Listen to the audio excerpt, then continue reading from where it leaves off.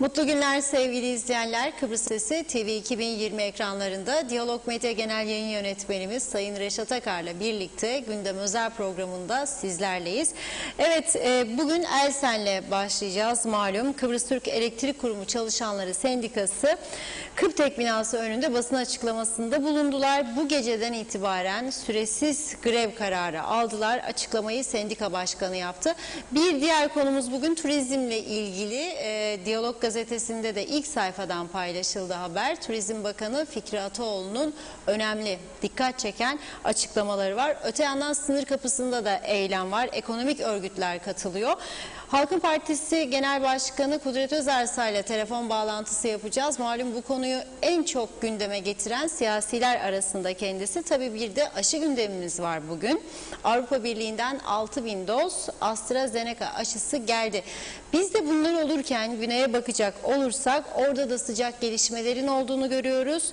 Safe Pass olarak isimlendirilen yeni kurallarla Güney Kıbrıs açıldı. Aşı uygulamasındaysa bu haftadan itibaren 20-29 yaş aralığına aşı yapılacak. Ayrıca aşı olan turistler de karantinasız ülkeye giriş yapabilecekler. Son olarak Cumhurbaşkanı Ersin Tatar Cenevre Konferansı ile ilgili meclisi bilgilendirdi. Tabii öncesinde bu bilgilendirmenin geç olduğuyla ilgili eleştiriler vardı. Bu soruları da yanıtladı. Bu konuya da değineceğiz. Hepsi ve daha fazlasıyla sizlerin de yorumlarıyla, sorularıyla Gündem Özel'e başlıyoruz. Sayın Akar merhaba. Merhabalar Funda Hanım. Herkese hayırlı haftalar dileyerek başlayalım. Evet, bugün yeni haftaya önemli haberlerle giriyoruz. O yüzden biraz da geç kaldık programa başlamak için. Çünkü yoğun bir trafik var, gelen bilgiler var. Enteresan bilgiler çıkıyor ortaya. Belli ki bir karmaşıklık içinde gidiyoruz biz. Sınır komşumuz Rumlar çok planlı bir şekilde ilerlerken, dünyadan bahsetmeyeceğim büyük ülkelerden ama onlar en azından aynı adayı paylaştığımız insanlar planlı bir şekilde giderken ve bugün tüm sektörleri yeniden hizmete açarken bizim tarafımızda ciddi bir karmaşanın yaşandığını görmek gerçekten hepimizi üzüyor. Bu konuyu bugün detaylı bir şekilde ele alacağız, almak zorundayız. Çünkü artık birçok sektörde dayanacak güç kalmadı. Ama yine bu kadar sorunumuz içerisinde bir elektrik krizi var ki yıllardır bitmeyen bir çile. Kendimizi bildik bileli 1974 sonrasında bir türlü gündemden düşmeyen bir elektrik krizi var bu ülkede. Kendi kurumumuzu kurduk, jeneratörler aldık, üretime başladık ama bir türlü bu kurumla ilgili şikayetler, dertler, sorunlar bitmek bilmedi ve bugün de bayrama sayılı günler kala, saatler kala demek lazım, hatta ilgili sendika Elsen bu akşamdan itibaren Kıptek'te genel grev başlatacağını açıkladı tüm bölümlerinde. Tabii Elektrik Kurumu Yönetim Kurulu Başkanı Sayın Turan Büyükyılmaz da bu açıklama üzerine bir basın toplantısı düzenleyerek neler olduğunu, kurumun yapısının ne durumda olduğunu, borçları alacaklar, verecekler ve bununla ilgili daha bir yığın önemli açıklamalarda bulundu. Açıklamalar eğer bir başka ülkede olmuş olsaydı bugün elektrik kurumunda çok insan tutuklanır, sorgulanır, yargıya çıkarılırdı. Ama bizim ülkemizde haftalardır, aylardır bazı iddialar gündeme geldiği halde herhangi bir soruşturmanın ileri götürüldüğünü ve yargıya taşındığını göremedik. Çünkü burası Kuzey Kıbrıs Türk Cumhuriyeti. TRNC forever.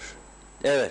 İki devlet, iki eşit egemen devlet da şudur da budur da vallahi kabul etmeyik, BM yönetmesin Mausa Limanı'nı, biz dururken nereye Ercan'ı mercanı vermeyik asla falan diyoruz da nasıl yönettiğimiz önemli. Yönetebiliyor muyuz acaba? Halkımızı mutlu edebiliyor muyuz?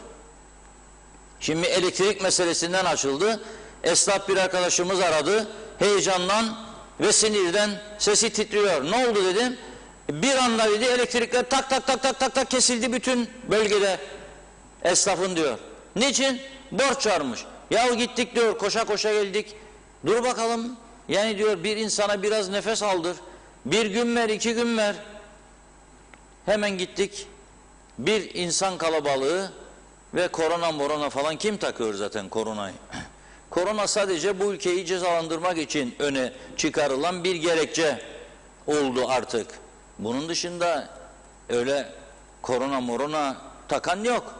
Aşılamaya gideceksiniz. Yüzlerce insan sırada iç içe. Kurultay yapıyorlar. Binlerce insan iç içe. No korona. Ama ne zaman bu ülke yavaş yavaş açılsın, insanlar iş yapsın, esnafın yüzü gülsün, yo diyor, korona var diyor, üst kurul var diyor. Bir ülkenin turizm bakanı neredeyse ağlıyor. Bugünkü demeciğini Diyalog Gazetesi okuyoruz. Neredeyse ağlıyor. Yani o konuya geleceğim. Ama ne oldu bu elektrik kurumunda da 2'de 1'de? Yok biz greve gidiyoruz diyor sendika. Öteki diyor ki yok bunlar yanlış yapıyor. İşte bizim derdimiz şudur budur. Kaçaklar var. Yolsuzluk iddiaları var. Var oğlu var. Bitmek bilmiyor. Ve konuşulan rakamlar 100 milyon. Yani biz 3-5 milyonu bir araya getirip de aşıyı alamadık. Bütün insanları aşılayalım. Bekliyoruz. Açtık elimizi. Hadi ana gönder ana. Hadi ana gönder ana. Hadi ana bulamıyor. Ana sıkıntıda. Avrupa Birliği göndermiyor.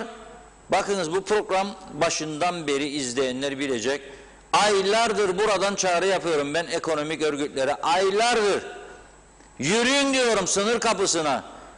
Çağırın, gidin Cumhurbaşkanı çağırsın, İngiliz Yüksek Komisyonu, Avrupa Birliği, Avrupa Komisyonu temsilcisini, Almanya Büyükelçisini protesto ediniz. Söyleyiniz ki bu ülkede bu Kıbrıs Cumhuriyeti diye tanımış olduğumuz bu devletin 2 ortağı var.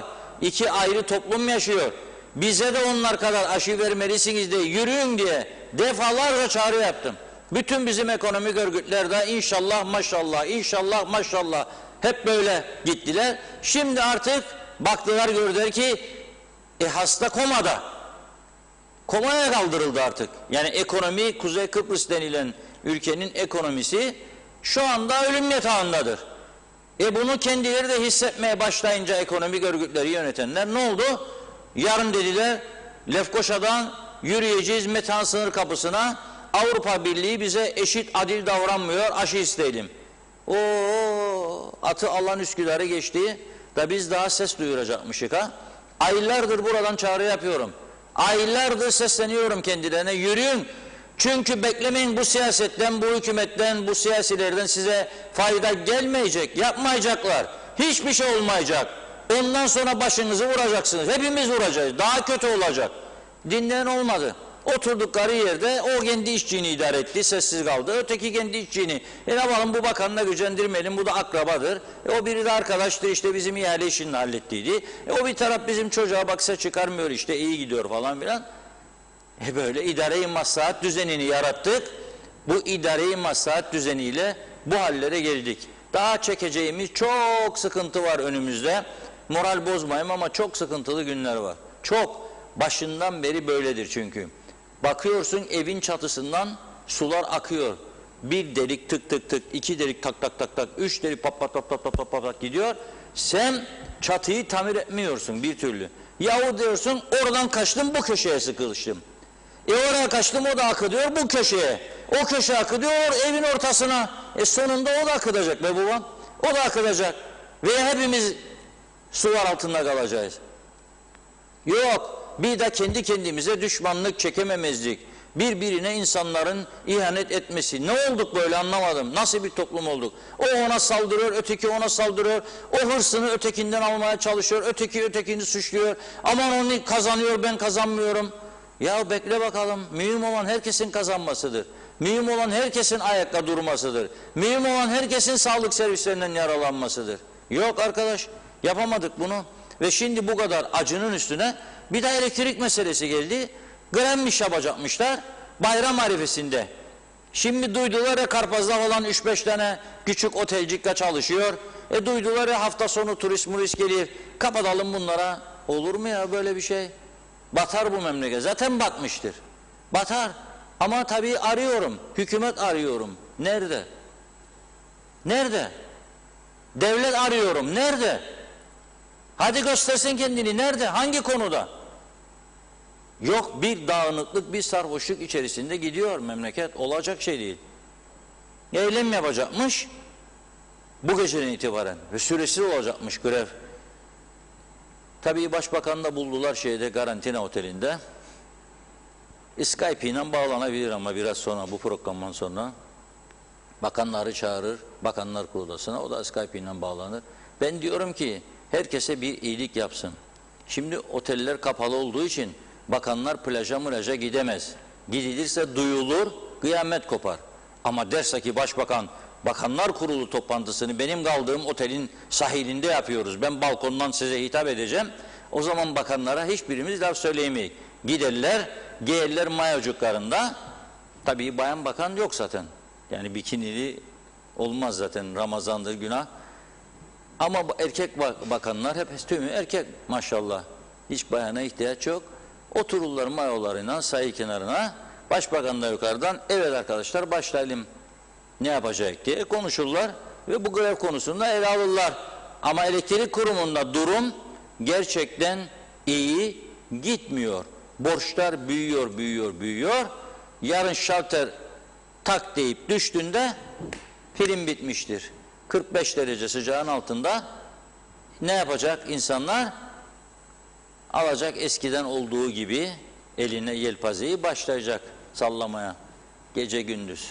Yelpaze de piyasada bulamazsa gazeteler katlanacak böyle bu şekilde, sağlam olsun diye başlayacak sallamaya.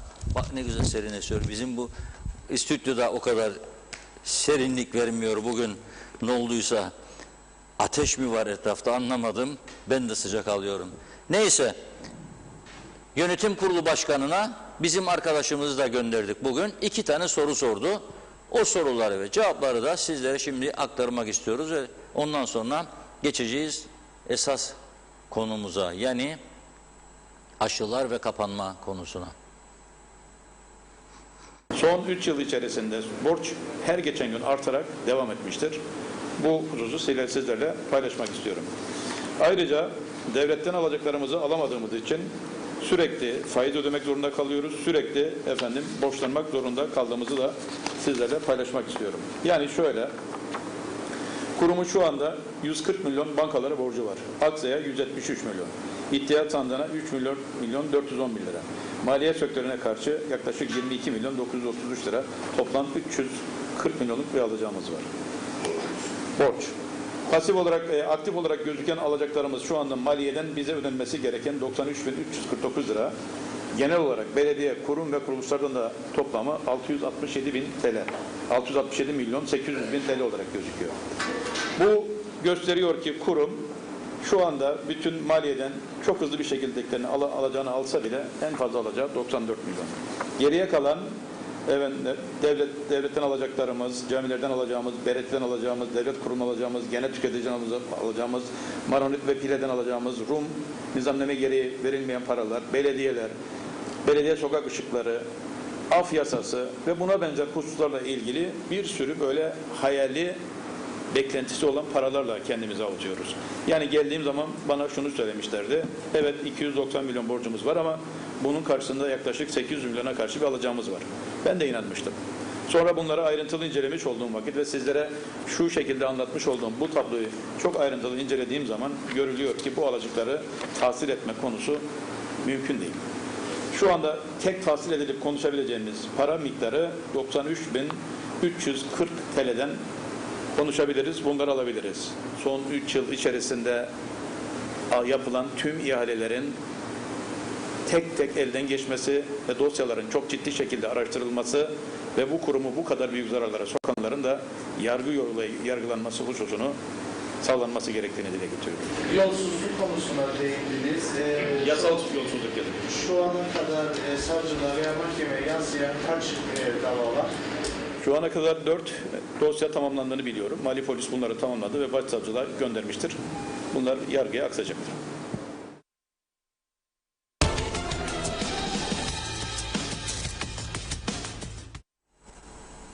Evet, buyurun Reşat Bey. Evet, diyor ki yani alacak mı alacak, öyle çok büyük alacak falan diyorlar ama yoktur öyle çok büyük. O alacakların toplamı diyor tahsil edilebilecek alacak 94 milyondur. Kimden tahsil edebiliyorlar biliyor musunuz? Adamın bir berber dükkanı var ve alıyor eline elektrikli tıraş makinesini, çalışmıyor. Bakıyor ne oldu? Oynuyor fişlerle, elektrik gitmiş. Niçin?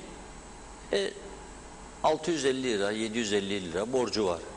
Ya berber dükkanı sen 13 ayın, 14 ayın, 10 ayını kapatmışsın. Adam bir kuruş gelir alamamış. Cepte varsa biraz para yastık altında, yemesine harcamış bu kadar zaman, çocuklarının karnını doyurmuş. Nereden bulup gelecek? Ona bir kolaylık yok. Taksitlendirme, erteleme yok. Ama bir taraftan bakıyorsun, adam, belediyeler mesela 10 milyon borç, 2 milyon borç, 1,5 milyon borç, 500 bin borç. Onların üzerine biri gidemiyor. Gidemediği için de tahsilatlar yapılamıyor. Bir. İki, maliyetin altında satış yapıyor. Neden maliyetin altında? Çünkü birçok şey kağıt üstünde büyük rakamlar bağlanmış uzun vadeli. Mesela sayaç alıyorsun bu şirketten, 10 yıl bakımını o yapacak. Parça garantisi ondan alınacak. Parçalar, yedek parçalar, şunlar bunlar. Ve bakım onarım parası, her yıl bu kadar para vereceksin. Yakıt alacak falan firma. 2 firma anlaşarak giriyor. Ya biri alıyor ya biri alıyor. İki fark etmez ki hangisi kazansa iş devam ediyor. Sonuna gidiyor. Bir önceki yönetim kurulu başkanı aslında Sayın Erdal Onurhan, evet iyi, dürüst, çalışkan bir arkadaş ama bu şekilde gitme olmazdı. Dopra bütün yaşadıklarını, gördüklerini anlatması lazımdı bu halka. Şimdi duyuyoruz ki bir ihbar alıyor, gidiyor gemiye, akaryakıt yüklü gemi. Diyor ki alın bakalım örnek diyor bu yakıttan, alıyor. Yakıt incelendiğinde ortaya çıkıyor ki kullanılamaz durumda ve nitekim 2 tane jeneratörü 8'den ikisi Kıptekin bozuluyor bu yakıttan dolayı. Yakıt kalitesiz ve yeterli üretim yapmıyor. Kurumun kaç milyonlarca lira zarara uğradığını düşünün siz. Fakat bunun üstüne gitmeye kalktıkları zaman da o gitmeye kalkışanınla uğraşıyorlar ve gerçekten de büyük güç var etraflarında. Büyük güçler var. Ne oldu ya bu Kıbrıs bu kadar küçücük bir ülke, bu kadar mafyalaşma olabilir mi? Oluyor işte. Bu kadar küçücük bir ülke bu kadar mafyalaşmanın içine girebiliyor. Sistem öyle bir kuruldu ki, öyle bir yönetiliyor ki herkesi o çarkın içine çekiyor. Çekiyor. Adamı işsiz bırakıyorlar. Sonra diyor gel ben seni halledeceğim işini diyor ama sen de onu öyle yapacaksın diyor. Tamam diyor. Ne yapsın? Evde hanım çocuk bekler falan. Hele de boşanmalar patladı. Yeni bir bayanla yahut da yeni bir bayla ilgileniyorsa eşinin iyi gitmesi lazım ki mutlu olsun, mutlu etsin. Hediyesini alacak, gezmeye götürecek, yemeğe götürecek. 2 kişi bir lokanta bugün 200 çarpı 2 400 kağıt. Yani daha yükseği de tabii çıkabilir. Nasıl olacak bu işler? Herkesi bir yerden bu bozuk sistemin içinde göbekten bağlama sistemi geliştirildi. Ve bugün bu kadarcık küçük bir yer eğer çok süratle birileri bunu durdurma yoluna gitmezse, birileri dedim ben davet etmiyorum, zannetmeyin deniz aşırı davet ediyorum. Kendi içimizden, kendi içimizde dürüst yönetimler ortaya çıkmazsa ve neşteri vurmazsa çok zordur işimiz. Bir süre sonra zaten uyuşturucu patlamış durumda bu ülkede. Uyuşturucu patlamış durumda, önü arkası kesilemiyor ve çok daha tehlikesi geliyor. Soygunlar, darp, trafik kazaları korkunç.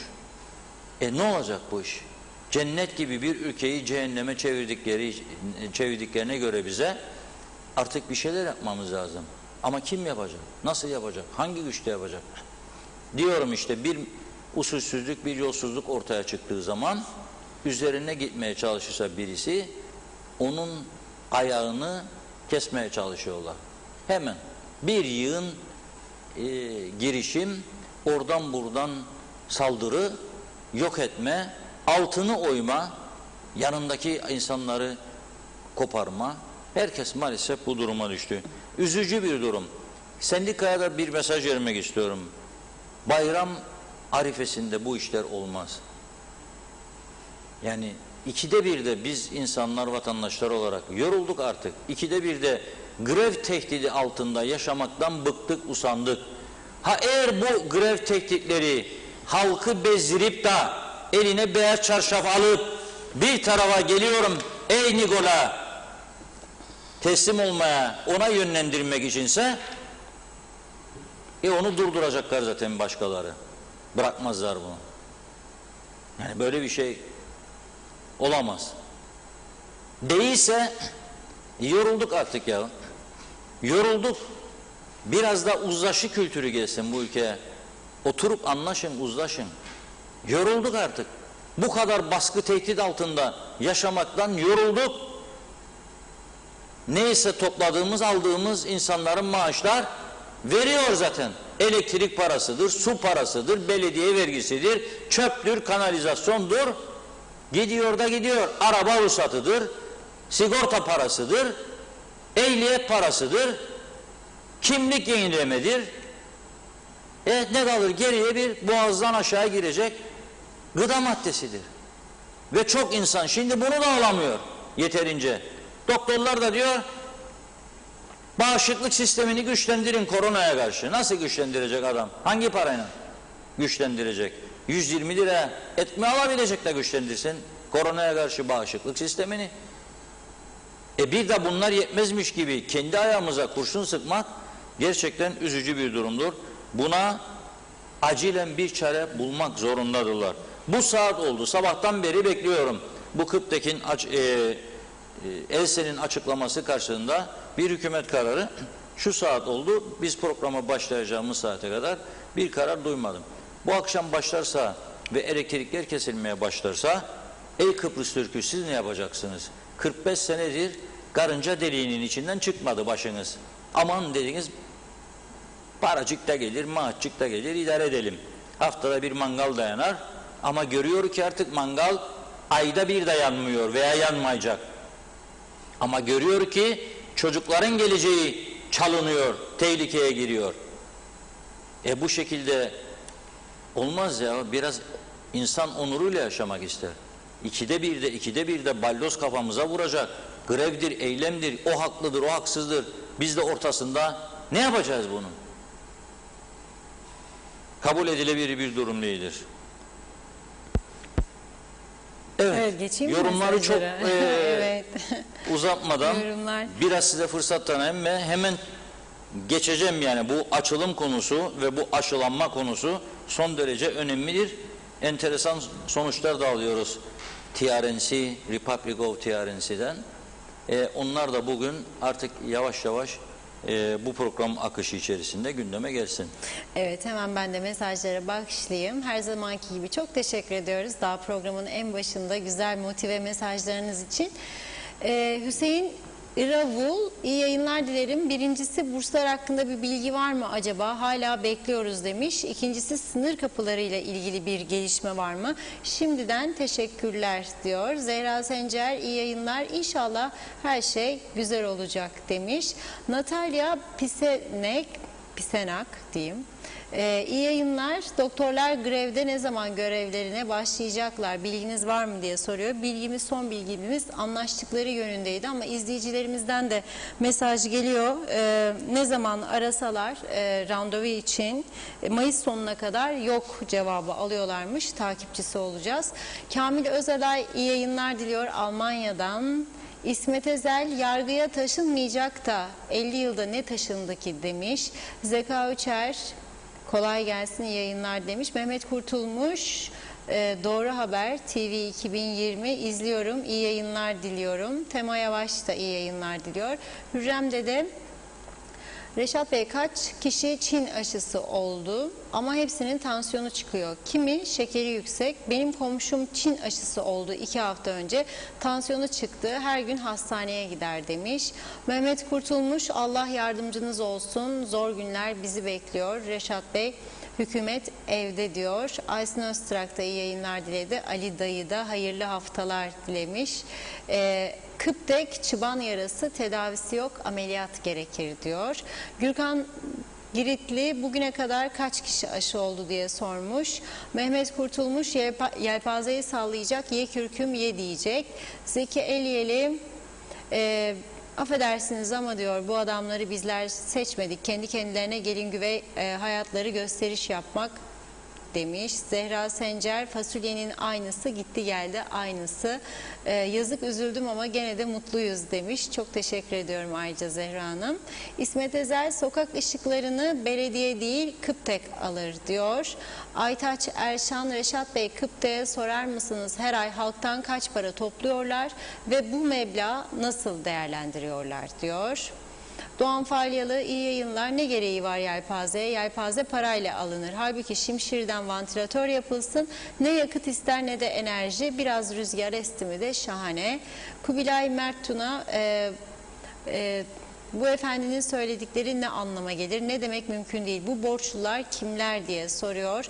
Yana direkt bir Kıptek greve girmesi eksikti. Tek çare özelleştirme.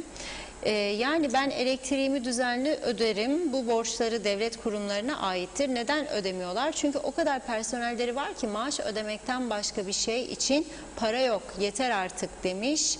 Kendileri yazıp kendileri oynuyorlar diyor.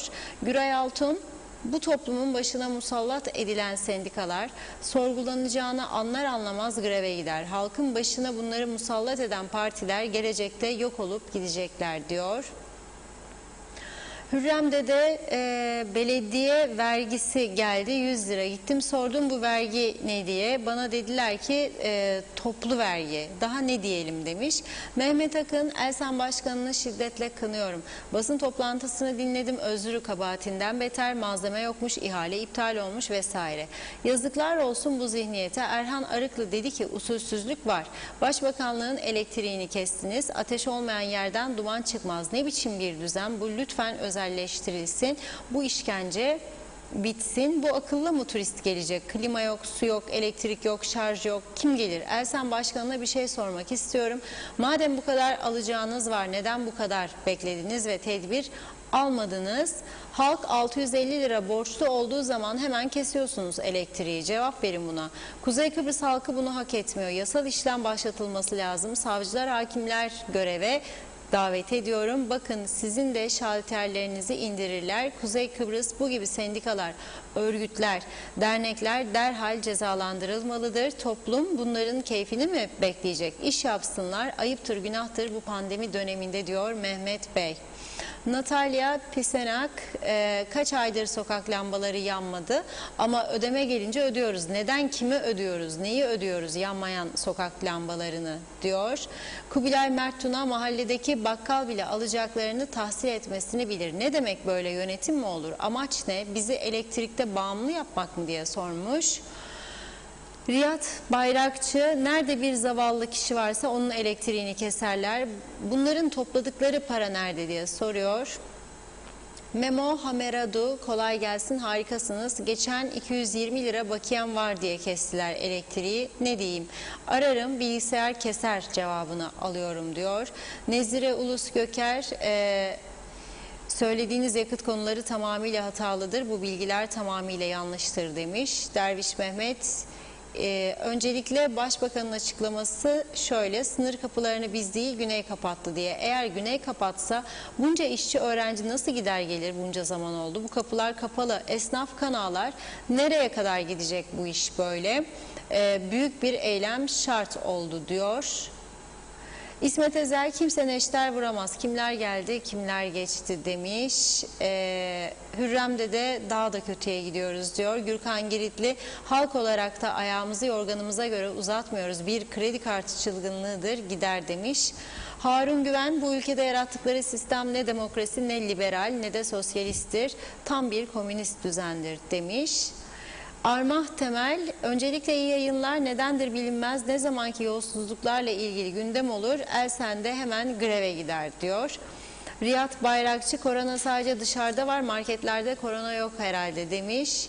İsmet Ezer, grev yasağı gelsin diyor. Mehmet Akın, Sayın Mehmet İnancı, tatile gelmek istiyormuş. Bak elektriği kesecekler diyor. Bu ülkede önceden grev yaparlardı. Çalışma düzeni değişsin, daha iyi bir yaşam için. Şimdi grevleri fırsata çeviriyorlar. Yazıklar olsun demiş. Yunus Özer de olan halka oluyor. Bıktık usandık demiş. Oğuz Aynalı iyi yayınlar, kolay gelsin diyor. Evet, Nezire Ulus Göker, yakıt konusuyla ilgili her türlü doğru bilginin en doğru yeri. Bugüne kadar sosyal medyada siyaset yoluyla paylaşılan bilgiler kesinlikle yalan ve yanlıştır demiş. Eminim bu bilgi ilginizi çekecektir diyor. Hasan Hacı Haliloğlu, memlekette temel sıkıntı kısacası insan kalitesi çok kötü. İnsanlar çıkarcı, güçten yana. Hırsız, insan olabilmenin vasıfları bunlar değil. Açlıkla balans ayarı gerekiyor memlekete demiş. Mustafa Cici Baba, bayram tatili, sokağa çıkma yasağı var mı yoksa çekirdek ailemle çilek turu yapabilir miyiz diye soruyor o da. Mehmet Uluçaylı iyi akşamlar diledi. Hüseyin Koltan da Doğru Haber'in adresi, iyi ki varsınız. O da şu anda kaç yaşa aşı yapılıyor diye soruyor. Hüseyin Güngör, deveye sormuşlar senin boynun niye eğri diye. Deve cevap vermiş, nerem doğru ki demiş. Bu memlekette doğru olan bir şey söyleyin bana lütfen. Hayırlı yayınlar, seviliyorsunuz diyor. Riyad Bayrakçı, biraz daha memur alsınlar diyor. Sayar Aker, TV 2020 moral kapımızdır yazmış.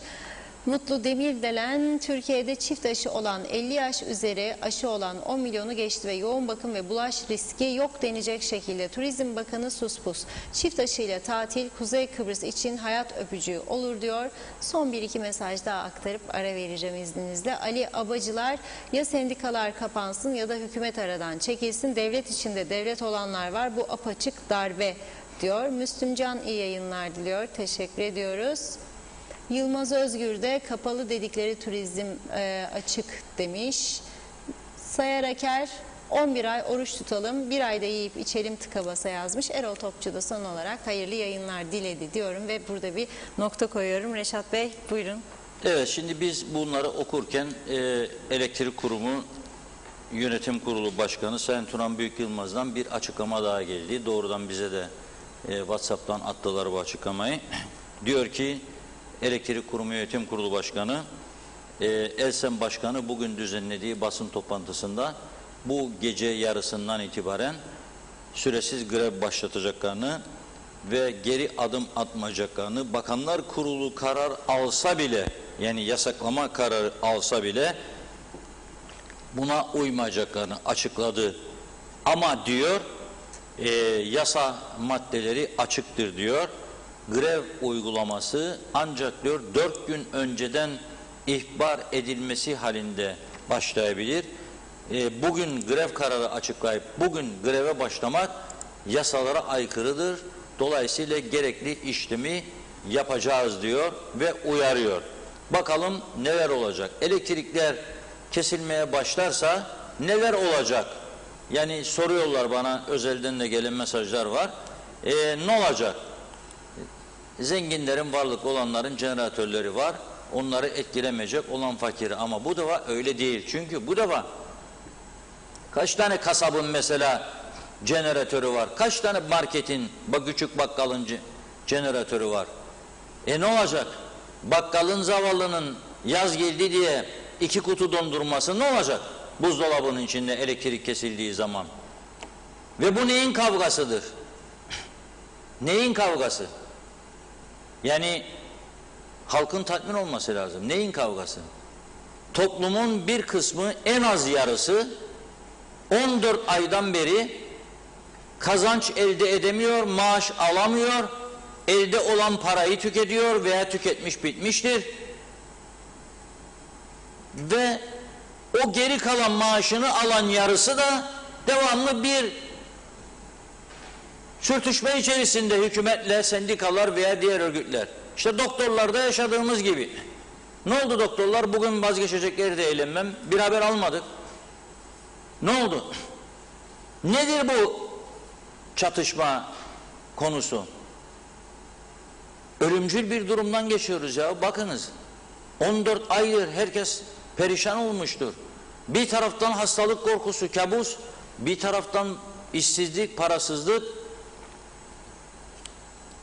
Yani bu dönemde ihtiyacımız olan dayanışmadır, anlayıştır, yardımlaşmadır. O yüzden herkesin gerilimden uzak durması doğru olandır ve biz bunu tavsiye ediyoruz. Gerilime ihtiyacımız yok. Ve geçiyoruz bugünkü manşete. Diyalog Gazetesi'nin bugünkü manşetinde Turizm Bakanı Sayın Fikri Ataoğlu'nun özel demeci var. Muhabirimize verdiği Suna Erden'e özel demeç. Diyor ki, biz diyor bayram öncesinde iç turizme yönelik planlar, programlar yaptık diyor. Hani kapalı 100 kusur otel var, açılsınlar diyor da iç turizm insanlarımıza ucuz, taksitli tatil imkanı sağlasınlar. İnsanımız da bu süreçte bunalmıştır. Psikolojik bunalım had safhada, evlerde kapalı. Bir fırsat olsun bu bayram. 3 gün 4 gün gitsin kendi oteline. Hem oteller biraz çarkı döndürmeye başlasın, hem insanlar rahat etsin uygun fiyatlara. Fakat diyor Sağlık Üst Kurulu diyor bütün planlarımızı darmadağın etti diyor. İzin vermedi diyor. Hangi gerekçeye dayanarak? Niçin? Bu Sağlık Üst Kurulu Ulusal Birlik Partisi'nin, Yeniden Doğuş Partisi'nin kurultaylarına izin verdi mi? Yoksa engelledi mi? 7-8 bin kişi girdi UBP'nin kurultayının yapıldığı salona. 4 bin kusur insan girdi YDP'nin kurultayına. Tekrar UBP'nin sözde parti meclisi diyerek yüzlerce kişinin katıldığı toplantıları oldu. İzin verdi mi? Verdi. Peki nedir eksik kalan? Eksik olan nedir? Yani bütün tedbirlerini alıyorsa, evinden sağlıklı çıkan adamı otelde misafir ediyorsa ve o da ailesiyle huzur içinde 3 gün 4 gün bir tatil yapıyorsa bunu niye engelliyorsun? Gerekçe nedir? Yakın temas, zaten evde yakın temastadır. Karı koca çocuklar. Nedir? Ha orada kalabalık buluşmada bir araya gelir, hepsi birden sarılır, polalup yaparsa veya öpüşme, o da olmayacak. Nedir? Gerekçe nedir? Ve Haziran ayında da turizmi açma projesi vardı. Şimdi onlar da suya düştü. Zannediyorlar ki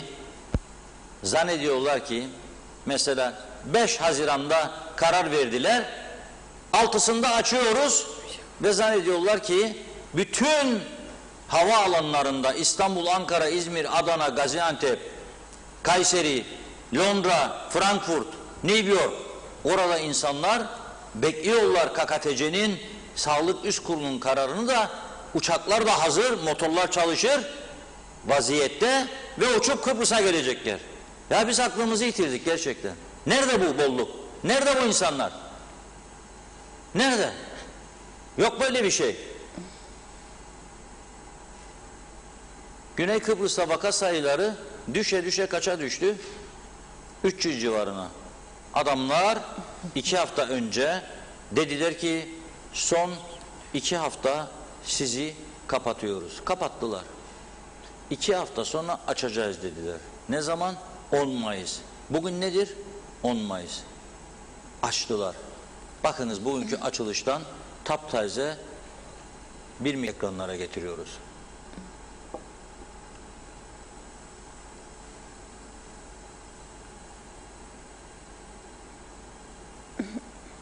Evet, Güney Kıbrıs Safe Pass uygulamasıyla bugünden itibaren tüm sektörleri hizmete açtı.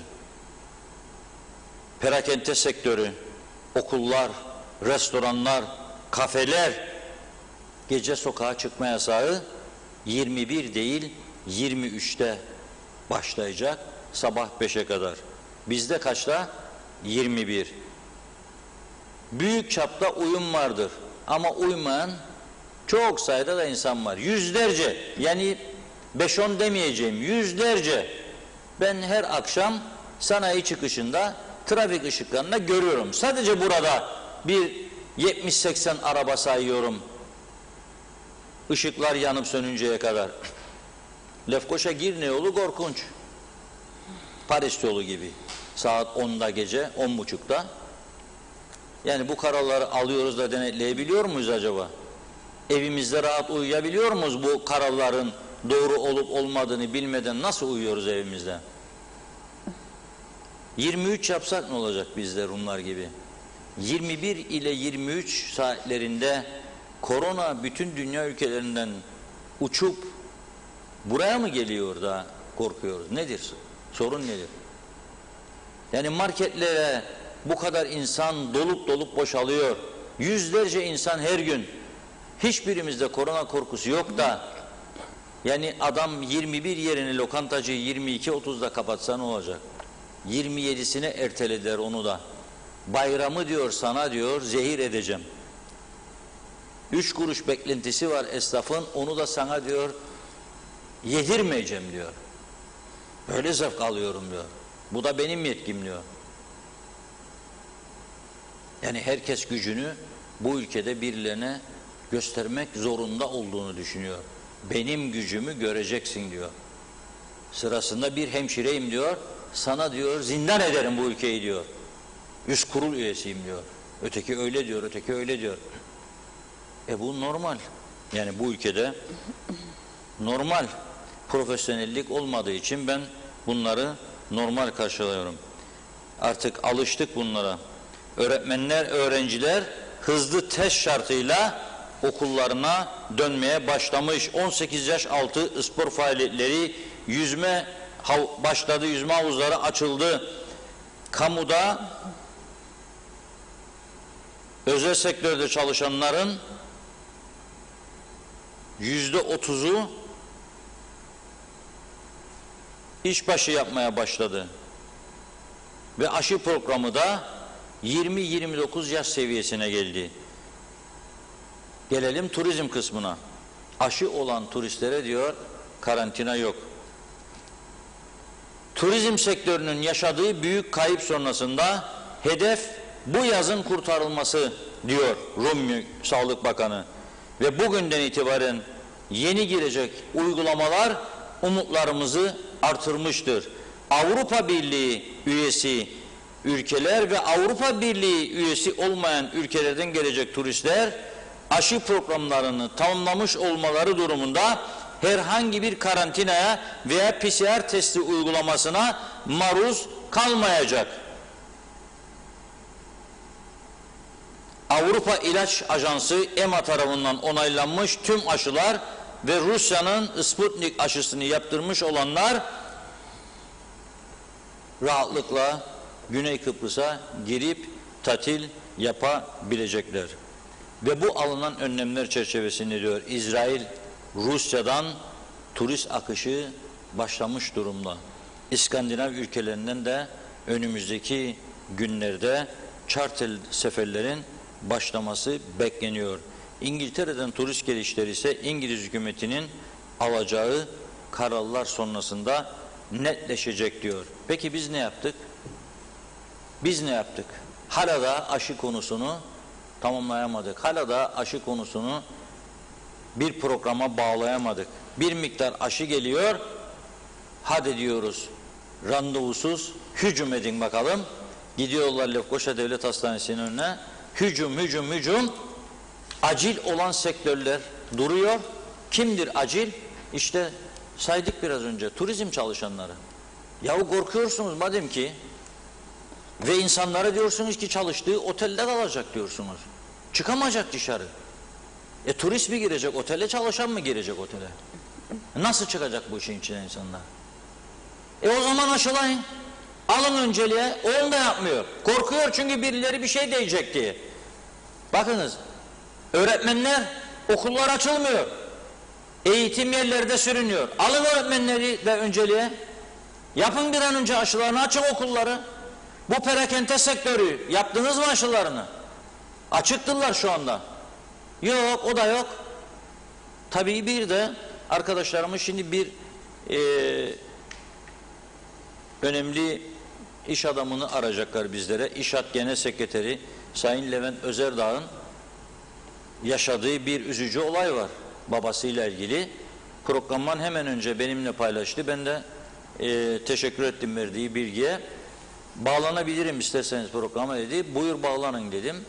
Ve kendisini kısa süreli bir telefon bağlantısıyla alacağız programa. O da bize yaşanan bu ilginç olayı anlatacak. O yüzden dikkat edelim. Birinci aşıyla ikinci aşının aynı olmasına dikkat edelim. Gözümüzü dört açalım. Dört. Böyle bu kadar. Okuyalım ne yazar üstünde? Ona göre aşı olalım. Telefon bağlantısı hazırsa Evet, hazırmış verelim. Levent Bey hattımızda. Merhaba Levent Bey. Merhaba, bundan yaşattığım kısmı. Merhabalar Levent Bey. Evet, üzücü bilgiyi bana verdiniz ama bunu sizin ağzınızdan insanlarımıza aktarın. Ne oldu babanızın bu aşılama süreci? Şimdi babama randevu verdiler. Birinci aşı için gitti. Orada BioNTech aşısı yapıldı. BioNTech. Evet, 3 hafta sonra da ikinci aşısı için yine randevu verildi. Evet. Ona gittiğinde bu sefer ona Sinovac yaptılar. Çok iyi. BioNTech'ten sonra Sinovac. Evet, aynen. Dünyada bunun eşi benzeri yok, yani uygulaması yok, görülmemiş, biliyorsunuz. Tüm doktorlar şeyi söylüyor. İkinci aşı dozu, ikinci doz birinci aşının cycle'ı tamamlıyor, biliyorsunuz. Evet. Olayı fark eder fark etmez Sayın Sağlık Bakanı ve Başbakan cumartesi gün sabah yazdık. Fakat cumartesi sabahtan bugün akşam oldu, 3 gündür hiçbir muhatap bulamıyoruz. Buna yani biz bir açıklama bekliyoruz aile olarak. Sonuçta nasıl böyle bir şey olduğunu öğrenmek istiyoruz. Tabii ki biz biliyoruz nasıl bir şey olduğunu. Hep konuştuğumuz biliyorsunuz Reşat Bey. Evet. Yani liyakat diyoruz. Bugün dünyada bu korona başından sonuna kadar birçok ülkede sağlık bakanları Türkiye dahil değişmedi, biliyorsunuz. Bizde tabii biri kalktı koltuktan öbürü otur. Şimdi Sayın Kirli her ne kadar da eleştirildi, başarılı başarısız bir yere kadar sonuçta bu iş içerisinde bir tecrübe edindi. Evet. Bunu neden söylüyorum? Şöyle bir duyum aldık. Sayın Üstel geldiği zaman oradaki birliğin kurmuş olduğu sistemi, oradaki ekibi, oradaki bilgisayar sistemini komple söküp atmış, kendi sistemini kurmuş. Dolayısıyla da bunlar belki de biz sadece tek değiliz. Birçok kişinin de başına gelmiştir. Ne yazık devlet yetkililerimiz burada aman kim yaptı, ne yaptı araştırıyoruz da yetiniyorlar. Yani bir günah keçisi arıyorlar. Fakat oradaki çalışan sağlık personelinin hiçbir suçu yoktur burada. Çünkü bize denilen haberi de okursanız bilgisayar sistemi eski yapılan dozları göremiyor. Çünkü değiştiği için. Dolayısıyla bu süreçte daha önceki doz ne oldu? Sağlık çalışanın şöyle bir hatası oldu. Yani aşı kartı elinde oraya yazdığı bir önceki aşıyı gördü ama tabii ki o yanlışlıkta orada acelede belki de fark etmemiş olabilir. Durum bundan ibaret. Şunu söylemek istiyorum. Ben şunu sormak istiyorum. Babanıza şimdi birincisi BioNTech, ikincisi Sinovac yapıldı. Kaç gün önce oldu bu ikinci aşı? Bir hafta önce oldu. Herhangi bir şey var mı? Belirti var mı? Yani bir üzüntü verici, ateş, şu bu falan filan herhangi...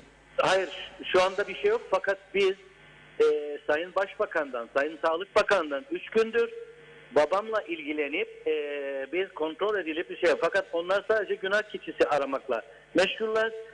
Sayın Başbakan bize bugün sabah Sağlık Bakanı'nın çıkıp açıklama yapacağını söyledi ki biz bunu bekliyoruz. Bir, basın önünde Sayın Sağlık Bakanı'nın açıklama yapmasını bekliyoruz. Fakat daha üzücü bir şey öğrendim ben bugün öğlen. Sayın Sağlık Bakanı kendi doktorlarına güvenmeyip yurt dışında, bilmiyorum ne kadar doğru ama şu anda yurt dışında bir ameliyat, küçük bir diz ameliyatıyla ilgili yurt dışında olduğunu öğrendim. Bir ülkenin Sağlık Bakanı yurt dışına bir diz ameliyatına gidiyorsa biz zaten çok bir şey beklemememiz lazım herhalde bu sağlık sisteminde. Evet. Ben büyük geçmiş olsun diyeyim size. İnşallah sorunsuz atlatır babanız bu süreci. Ama bu da bütün halkımıza bir ders olsun. Birinci ve ikinci aşıyı mutlaka kontrol ediniz. Otur oraya Aynen. amcacığım, aşıyı sana yapıyorum dediğinde yanında birisi olsun, yaşlıysa giden insanın, bir dakika desin, baksın, kontrol etsin ambalajını, yazsın, hatta fotoğrafını çeksin.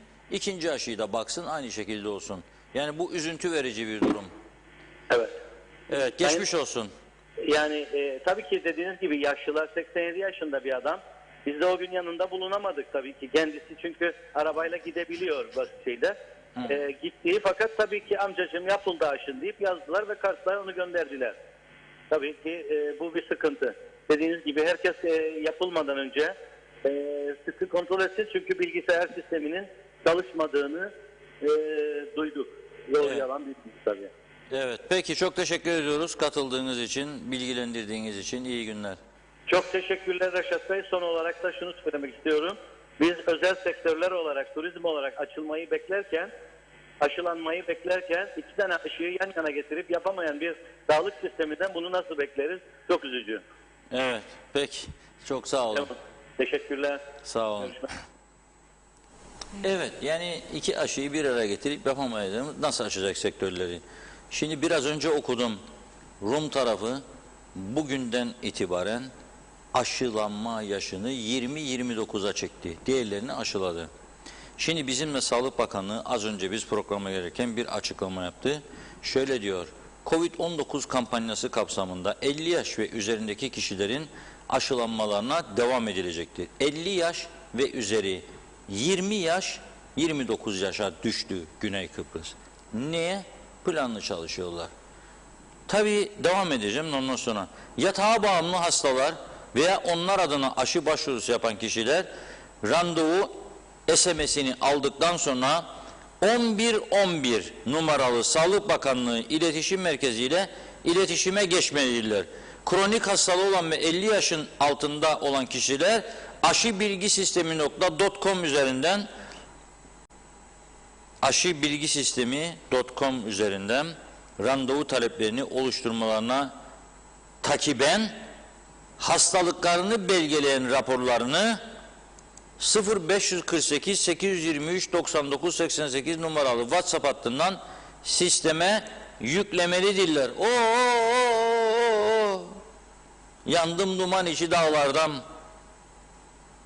50 yaş üstü adam aşı bilgi randevu oluşturduktan sonra hastalıklarını belgeleyen raporları çekecek. Burada ancak problem.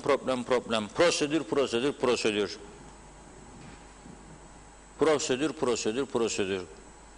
Pratik hiçbir yöntem yok maalesef. Henüz aşı olmamış sağlık çalışanları da aynı şekilde aşibilgisistemi.com adresine başvuru yaptıktan sonra sağlık çalışanı olduklarını belirten belgeyi 0548 823 99 88 numaralı WhatsApp hattından sisteme yüklemelidirler. Yurt dışında veya ülkemizdeki üniversite öğrencilerinin rutin aşılamaları henüz başlamamıştır. Tıp fakültesi ve diş hekimliği 5. sınıf hazır öğrencileri, hemşirelik son sınıf öğrencileri, sağlık çalışanları olarak sisteme başvurabilirler. Olduydu, bir üniversiteye verdiydiniz siz son sınıf öğrenciler falan filan aşılansın diye ilk gelen partiden 1000 tane aktarmamış mıydınız Sağlık Bakanlığı olarak? Yoksa kayıtlarda durmuyor mu bu? Başvurulara ek olarak sağlık çalışanı olduklarını, üniversitelerin kaçıncı sınıfında olduklarını dair gösteren belgeyi yine 0548 823 99 88 numaralı WhatsApp hattından sisteme yüklemelidirler. Randevu tarihi geçen hastalar randevularını yeniden oluşturmak için 1111 nolu hattı arayabilirler diyor. 1111'i bir deneyelim mi dersiniz? Arıyorum. 1111. Açıl ya susam açıl diyerek başlıyorum. Şu anda mesai saatleri dışındayız. Duydunuz mu? Şu anda diyor mesai saatleri dışındayız diyor. Bizi aradığınız için teşekkür ederim. Çok güzel bu ya. Bak bir daha arıyorum. 1111. Ha şu 17.41 çalışmıyor sistem. Tabii eve gidip uyuma saati de lazım. Yürüyüş var. Akşam yürüyüşü. Mangal saati. Meyhaneler erken kapatır, erken gitmek lazım. 8.30'a kadar bitmese. Mesai saatleri dışındayız. Hoşçakalın. Mesai saatleri dışındayız. Hoşça kalın diyor bize. 11:11. Duyuyor musunuz Ünal Bey bizi? Ünal Bey duy sesimizi. Umutlarımız yitirilmeden düzelt bu sistemi. Böyle olmaz Sayın Sağlık Bakanı. Böyle olmaz Sayın Başbakan. Bu ülke, bu kriz bu şekilde yönetilemez. Sizleri seviyoruz ama buna bir çare. 20-29 yaş Rum tarafı, 50 yaş üstü Kuzey Kıbrıs. Peki geçen hafta 5-6 bin tane aşı vardı elde. Yaş sınırı da koymadınız. Düdüğü çaldınız, geldi hastane önüne. Yıldı insanlar birbirine girdi. Çoğu yabancı uyruklu. Peki soruyorum, turizmi açmak istiyorsanız gerçekten bu konuda samimiyseniz niye önceliği vermiyorsunuz bu sektöre?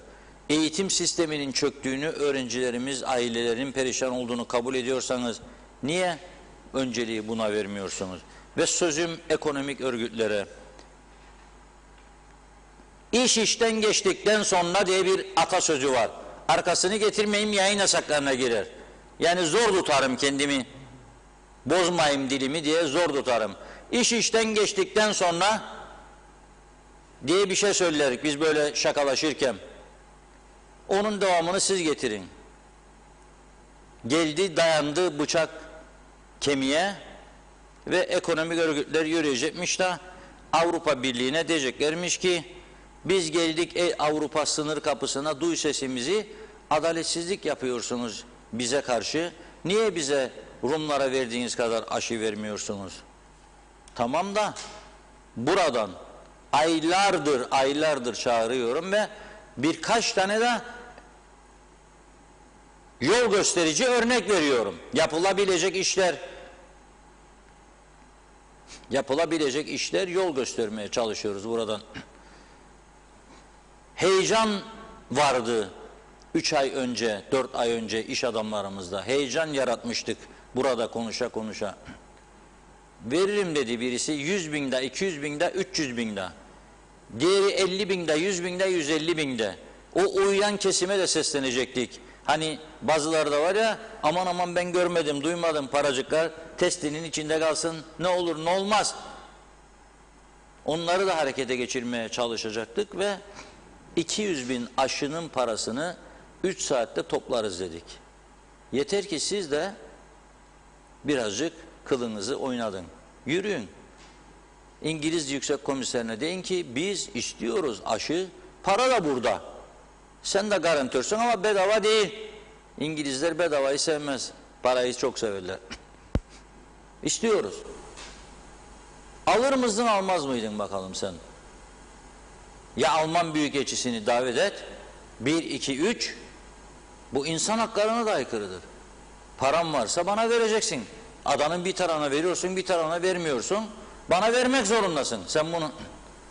Ama para olunca cesaret, farklı bir cesaret ortaya çıkar. İnsan daha cesur olur. Param vardır. Yani kasaba gider bazıları görürüm. Ver bir butu olduğu gibi der. Öteki de cepte para yok zavallının, o da der. Yarım kilocuk böyle yağsız tarafından da 2 kişi şişçik yapacak hafta sonu der. Ama ötekinde para var, cep şişmiş. Diyor kes budu diyor olduğu gibi. Hatta o küçüktür diyor, daha büyük yok mu diyor, onu kes. Aynıdır bu da. Param vardır, aşıyı alıyorum dediğin anda yardımı niçin almadık? Neydi korku? Niçin istemedik? Kim kesti önümüzü? Var mı kesen? Yok dediler. Anadan gelecek. Her şeyi anadan beklersin. Sonra da anadan şikayet edersin. Maalesef olmaz. Bu konuda aşılanma konusuna ilaveten sınır kapılarının açılması konusunda başından beri tutarlı bir politika izleyen Sayın Kudret Özersay oldu. Halkın Partisi Genel Başkanı. Cumartesi günü de gezdi gitti, Aras'ta esnafıyla konuştu. Her tarafla ve onlar da ne kadar kötü durumda olduklarını anlattılar kendisine. O da diyor ki esnafın durumu diyor işler acısıdır diyor. Ya Tabii her ay maaşında eksiklik olmayanlar anlamaz onun acısını. Ama gündeme getirdi ve çağrı yaptı yeniden. Halbuki daha önce de yapmıştı bu çağrıyı. Bu fırsat size gelen Bayan Lut'a da diğerlerine de söyleyiniz siz bu şikayetlerimizi ve bu sınır kapıları açılsın. Hatta Cenevre'de gündem maddesi yapınız bunu demişti. Yapılmadı. Güney Kıbrıs'a her gün 2000'e yakın işçimiz gidiyor geliyor. Herhangi bir panik yapmıyoruz, korona paniği. 500 öğrenci ve aileleri gidiyor geliyor. Gene panik yok. Ne kaldı geriye? 300 tane insan geçecek. 500 tane. Lokmacı kapısı veya Metehan veya Mausa, ondan niye korkalım? Dolayısıyla bu konuda hakkını vermek adına da Sayın Kudret Özersay'la bir telefon bağlantısı kurma kararı aldık. Evet, şu anda da hattımızda kendisi. Mı? Evet. Merhaba. Merhaba. Merhaba, iyi yayınlar. Reşat Bey merhaba. Selamlar hocam, nasılsınız? Sağ olun, söylediklerinizin bir kısmını yakaladım. Evet. Teşekkür ederim. Dinledim yani. Buyurun. Şimdi tabii siz kaçtır açıklama yapıyorsunuz, bu sınır kapıları açılsın. Fakat bir şey vardı, slogan vardı eskiden Türkiye'de maçlarda. Türk takımı yabancı bir Avrupa takımını yendiği zaman bağırırlardı. Avrupa, Avrupa, duy sesimizi derlerdi. Şimdi biz bu sesi çıkarmakta çok geç kaldık. Siz başladığını söylüyorsunuz kaçtır ama hiç diğer yetkili makamlardan bir şey duymuyorum. En çok da üzüldüğüm ekonomik örgütlerden. Yani bugüne kadar bekledi arkadaşlar sağ olsunlar. Şimdi artık baktılar ki dayanacak ki onların kapıyı da herhalde çalmaya başladı bu işsizlik, parasızlık. Harekete geçiyorlar, yürüyecekler. Bu yürüyüş sizce etkili olabilir mi yarın?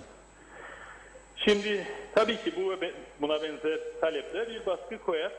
Sizin de az önce söylediğiniz gibi 2 aydan uzun bir süredir biz Halkın Partisi olarak kapıların açılması yönünde çağrı yapıyoruz. Birkaç ayaklı hem yurt dışından gelenlerin geçişine koydukları engelleri kaldırsınlar, hem de geçtiğim yurt dışını Reşat Bey, yurt içinde Kıbrıslı Rumların kuzeye gelmesi ve alışveriş yapmasını mümkün kılacak olan günübirlik 12 saatlik test sonucunu gösterip yarım gün geçiş imkanı sağlanması. Bunun riski çok düşüktür. Biz bunu bir süredir tespit ettik, söylüyoruz, altını çiziyoruz. Neden? Sizin de az önce söylediğiniz gibi zaten güneyde çalışanlar her gün günübirlik geçip geri geliyorlar. Zaten eğitim maksadıyla veya sağlık maksadıyla geçmek isteyenler izin alıp geçip geri gelebiliyorlar. Kuzeyde işi olan, röportaj verecek olan, siyasilerle görüşecek olan veya diplomat olup kuzeye gelecek olanlar da geçebiliyorlar. Burada 2,5 ay önce Arasta'ya yapılmış olduğumuz ziyarette esnaf ile yaptığımız temaslarda da tespit etmiştik. Devletin ister sosyal sigorta katkısı, ister dükkan kira katkısı, ister elektrik indirim katkısı olsun, isterse az bir miktar hibe olsun, verebileceği katkıyla esnafı kurtarmak mümkün değil artık. Son noktaya geldi insanlar ve bu sesin hükümet tarafından duyulması lazım. Devlet katkısıyla kurtarmak madem ki mümkün değil, ne yapmak lazım? Piyasayı tekrar canlandırmak lazım. Biz bizzat daha geçen gün Mausa Kale içinde, Salamis yolunda ve aynı zamanda da açık pazarlarda ziyaret ederek esnafla konuştuk. Doğrudan en sağlıklı bilgi zaten buradan alınır. Reşat Bey, söylediğimiz şey Türk lirası ile döviz arasındaki makas daha da açılmıştır. Bu tarafa geçecek olan bir Kıbrıslı Rum için Kuzey Kıbrıs artık çok ucuz durumdadır. Süpermarketlerden alışveriş yapmasında da, esnafın çarşıda, Arasta'da, diğer çarşılarımızdan alışveriş yapmalarında da sadece kendileri için almaya gelmiyorlardı. Alıp güneyde satma bağlamında toplu alım yapanlar da vardı. Ve bizim esnafımız biraz da bu şekilde ayakta durabiliyordu.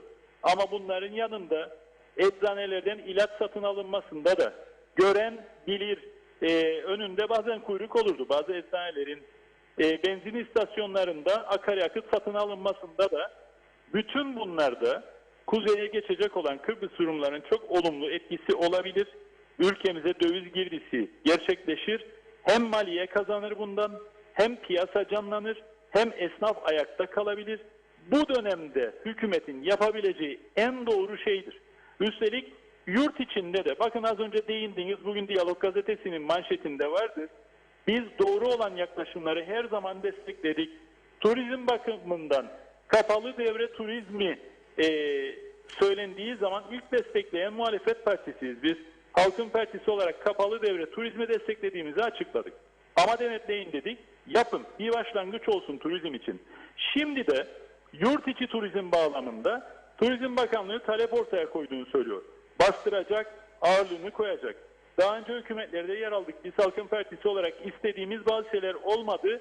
Pazarlığını yaptık, baskı koyduk, ısrar ettik. Sonuçta kararların çıkmasını sağladık Bakanlar Kurulu'ndan. O nedenle iç turizminde bir miktar açılması, kapalı devre turizme ilave olarak iç turizmin bir miktar açılması, restoranların, madem ki dış mekanları var, havalar ısındı artık, sokağa çıkma yasağının bir miktar esnetilmesi, restoranların açık mekanı bulunanların saatlerinin daha geç vakte kadar açık kalabilmesi artık bir ihtiyaçtır Reşat Bey. Pazar günlerde insanları eve kapatmanın da artık çok fazla bir manası yoktur. Tedbirli bir biçimde yaşamayı daha fazla öğrendiğimize inanıyorum. Dolayısıyla gerek güneyden Rumların kuzeye geçişi ve bu tarafta harcama yapmaları, gerekse az önce söylediğim gibi restoran saatlerinin esnetilmesi ve sokağa çıkma yasağının saat olarak esnetilmesi artık bir ihtiyaçtır. Ekonomiyi aksi halde ayakta tutamayacağız. Bölgelerde yaptığımız ziyaretlerde çeşitli inşaat şirketlerinin de yapmış oldukları bir takım inşaatları satabilmek için yurt dışından müşterilerini getirip bu binaları gösteremediklerinden şikayet ediyorlar. Nasıl ki kapalı devre turizm yapıldı paket şeklinde, aslında emlak sektöründe de gelip o emlakı görecek ve devir işlemlerini yapacak olan kişilerin kapalı devre özel taşımacılık hizmeti de verilerek belli bazı yerlerde kalarak 3 gün 5 gün kalışını sağlayıp emlak satışının da devamını mümkün hale getirmek lazım. Bu ekonomiyi ayakta tutacak olan budur. Yaptığımız temaslarda gördük ki son birkaç gün içerisinde Halkın Partisi olarak biz, eğer bunlar yapılmazsa, hızlı hareket edilmezse, hükümet düştü müydü, kaldı mıydı, vekil istifa etti miydi, filan parti çekildi miydi, bunlarla uğraşmaya devam ederse hükümet, en geç 2 ay içerisinde Reşat Bey çok sayıda kişi işinden çıkarılacak. Ve bu toplumsal ve ekonomik yeni yaralar açacak bu ülkede. Onun için bu ve benzeri pragmatik, yaratıcı, esneklik içeren adımlar atılması gerekir tez zamanda. Salgın var, kapatalım sadece kapalı kalsın demekle hiçbir sonuç alamayız.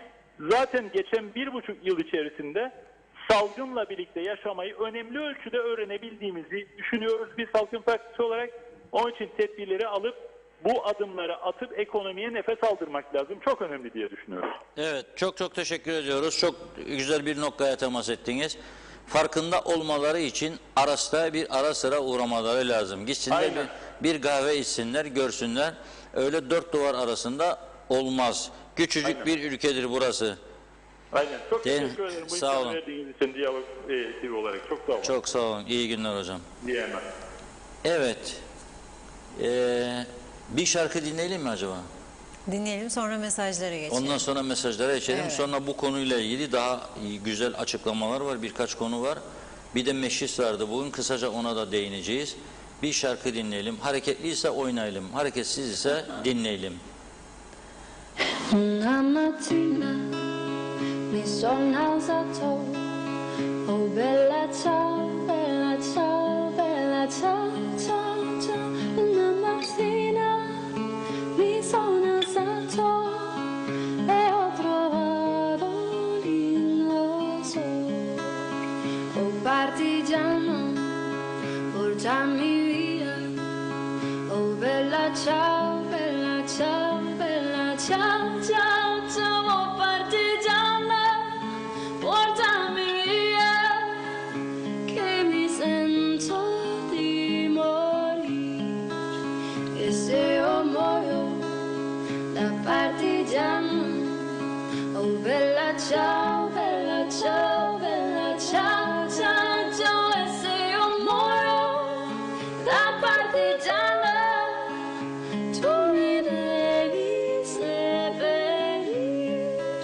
E se io muoio da partigiano, tu mi devi seppellire lassù in montagna. Oh bella ciao, bella ciao, bella ciao, ciao, ciao. E seppellire lassù in montagna sotto l'ombra di un bel fiore. E seppellire lassù in montagna sotto l'ombra di un bel fiore. Tutte le genti vi passeranno. Oh bella ciao, bella ciao, bella ciao, ciao, ciao. E le genti vi passeranno, mi diranno che bel fiore. E le genti vi passeranno, mi diranno che bel fiore.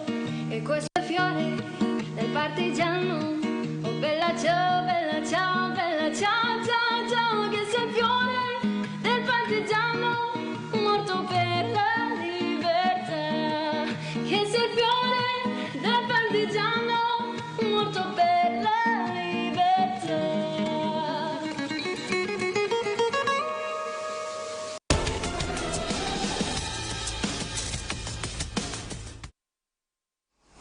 Çok Evet. güzeldi. Çok güzel bir parça dinledik. Ben de yeni fark ettim. Sosyal medyadaki paylaşımlarını Begüm Tekakpınar, Gölge Paşa'ya çok teşekkür ediyoruz. Zaman zaman onlar için de uygun olursa diğer sanatçılarımızın parçalarını yayınladığımız gibi onlara da program aralarında yer vereceğiz. Başarılar diliyoruz. Gayet güzel bir şarkı bize dinlettiler. Ses güzel, müzik güzel. Başarılarının devamını diliyoruz. Evet, şimdi ne demiştik? Aşı, açılım ve mesaj. Mesajlar. Mesajları verelim ondan sonra. Aman unutacaksınız sandım. Evet, hemen hızlıca başlıyorum mesajlara. Mehmet Akın diyor ki bu sendikalar, örgütler açgözlü, hep bana hep bana.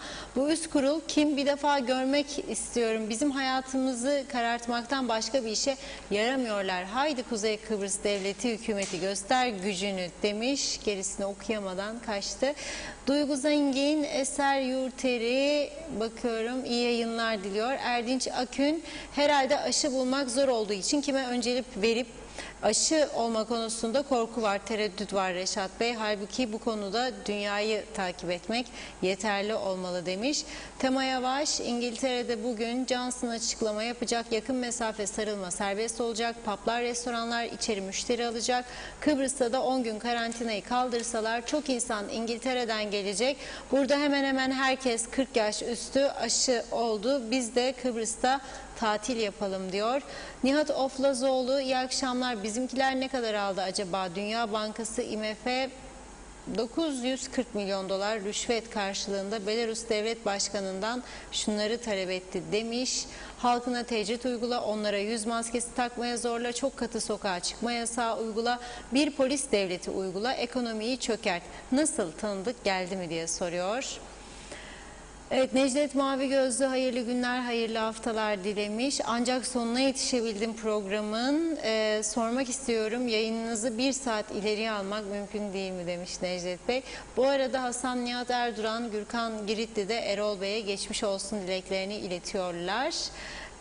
Altan Karakuş iyi yayınlar diledi. Salih Mullalı, kapıları açmazlar, Cinderella gibi dünyadan saklı tutacaklar, tüm dünyadan ayrı demiş. Belgin Rıfat, Reşat Bey, Levent Bey'e söyleyin üzülmesin. İngiltere'de de bazı kişilere kan bankası diyeyim, oradan dolayı yanlışlıkla 2 farklı aşı yapılmış. Herhangi bir sorun olmaz. Zaten 1 hafta geçtikten sonra yan etkisi de olmaz. İçi rahat olsun diyor. Ve eklemiş, Reşat Bey, değil kapanma, tamamen açılma olması gerek Kıbrıs'ta. Çünkü oran binde 0.23'tür. Yani hiçbir şey diyor. Mustafa Özcan iyi yayınlar diledi. Çiğdem Hanım'ı soruyor. Çiğdem Hanım inşallah 1-2 güne gelecek. Duygu Zengin, önceliğimiz eğitim olmalıdır. Öğretmenlerimiz aşılanmalı ve eğitimin önü açılmalıdır. Bu ülkede eğitim yoksa hiçbir şey yoktur demiş. Salih Mullalı, hala anlamak istemiyor musunuz? Türkiye izin vermeden hiçbir şey yapamazlar diyor. Necdet Mavi Gözlü, sizleri seviyoruz dedin ya Reşat Bey. Ben bu insanların hiçbirisini de sevmiyorum. Bunların içinde ancak 3 kişi sevilir, diğerleri asla sevilmez demiş. Belgin Rıfat, maske ve hijyen yani el yıkama olayına dikkat ederlerse, bir de mesafeye dikkat edilirse olay biter. Bence halk gereken hassasiyeti göstermiyor. Sonra neden eczanelere izin vermiyorlar? Aşı getirsin ve parasını ödeyebilen herkes aşısını yapsın. İlla ki ücretsiz olmasına gerek yok ki demiş. İnsan 50.000 sterlinlik araba sürebiliyorsa aşısını da ödeyebilir. Altan Karakuş, biz dün gelen aşıları geri çevirdik. Devlet ciddiliği bu olsa gerek diyor. Nikos Bülent Antonio iyi yayınlar diledi. Burada aşıyı olmadan önce bilgisayara okutulur. Kimlik verilerine göre eklenir. İsmi aşı otomatik olarak aşı kartına yazılır ve aşı olanın eline teslim edilir. Ben 2 aşıyı da oldum. Böyle olur. Birincisinde Pfizer yazar. İkincisinde de aynısı, saygılar dilemiş. Hürrem'de de aşı sonrası benim komşumun da diyor tansiyonu çıktı. Hasan Nihat Erduran, eşime Girne'de randevuyla aşı bugün yapıldı. Her şey yolunda gitti çok şükür. Sıra yerine 2 güneşlik şemsiye konsa çok iyi olurdu diye de belirtmiş. Mehmet Akın, bu ülkede eğitim sistemi çöktü mü? Yok, hayır. Bütün milletvekilleri çocukları özel okullarda. Okullar, sağlık sistemi, özel hastaneler, bakanlara, kamu görevlilerine güzel çalışır. Bu durumdan neden hala utanmıyorsunuz demiş. Diğerlerini okumayayım. Bu ülkeye zarar veren, ilerlemesini durduran herkese yazıklar olsun diyor. Nazime Nalbant, geç gelebildim. Yine aşılar gündemde. Ben eşimle Çin aşısı oldum. Kimi de Alman aşısı. Halbuki Londra'da Çin aşısı çok yaptılar. Kimse inanmasın. Her aşı aynıymış. Yeter ki aşıyı herkes olsun. Ortalık daha iyi olsun diyor. İnşallah her şey daha iyi olacak. Sevgilerimle dedim. Hasan Nihat Erduran, sınır kapılarına bağımlı ekonomi olmaz. İstediğinde kapat. Çünkü tek çözüm direkt ulaşım, erişim hakkımızın verilmesidir Reşat Bey demiş. Saadet Şimşekoğlu, ben 66 yaşındayım, daha aşı olmadım, gün vermişlerdi ama dişlerime implant yapılıyordu 10 gün sonra dedim. Hala gün verecekler, nasıl sıraya koyarlar bilmiyorum. Bir de engelli kızım var, ilaç alıyor, 2 aydır ne hastanede ne eczanelerde ne de ilaç deposunda var. Kızım nöbet mi geçirsin, hayatımız pamuk ipliğine bağlı demiş. İyi yayınlar. Altan Kurukuş, Sayın Akar, hükümet and içti, özel sektör diye bir şey bırakmayacak ellerinde, ne varsa alıp satıp hükümete işleyenler ödesin, amaç bu herhalde diyor. Belgin Rıfat, Kudret Bey'e sorun, biraz daha sorumluluk alsaydı da hükümeti bozmadan, birinci koalisyonundan bahsediyorum, deneseydi demiş. Şimdi konuşuyor diyor. Erdoğan Çalışkan, anlamadığım Kudret Özersay geçen sene yetkisi varken kapıları 3 ay kapalı bırakıp bize aç kal derdi. Şimdi ille de açın. Yetkisi bitti, her şeyi açın diyor.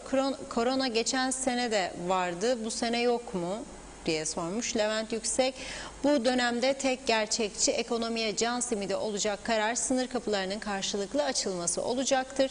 Yoksa kapalı ya da açık turizm ya da öğrenci gelecekmiş, bunların hiçbiri ekonomiye nefes aldırmaz diyor. Sayar Aker, tüm kapılar kaldırılsın. Kapı kapatmak Kıbrıslıların geleneklerine uygun değildir. TL'yi Euro'ya ezdirmeye mahkum ettik. İş olsa bile mide dolmaz demiş. Altan Karakuş, Arasta'nın Maraş'tan farkı yok yazmış. Hürrem'de de şarkı çok güzel diyor. Eser Yurteli'de. Bakıyorum. Nihat Oflazoğlu, okudum sizin mesajınızı, tekrar yollamış. Yunus Gildir, devlet memuru milletvekili değilsen Kıbrıs'ta gerisi ölsün demiş. Salih Mullalı, meclis hemen toplanıp bu sendikaları devre dışı bırakmalı, kritik durumu sebep gösterip bunu gerçekleştirmek çağ atlamak kadar önemlidir diyor. Hasan Nihat Erduran, 2003'ten önce de Aras'ta vardı, Rum'a bağımlı değildi Aras'ta, yine de olmamalı. Direkt erişim, ulaşım hakkımızdır. Birleşmiş Milletler misyonuna uygun davransın, yeter artık, insanlık suçu işlenir Türkiye ve Kuzey Kıbrıs'ta diyor. Celal Arun, teşekkür ediyoruz.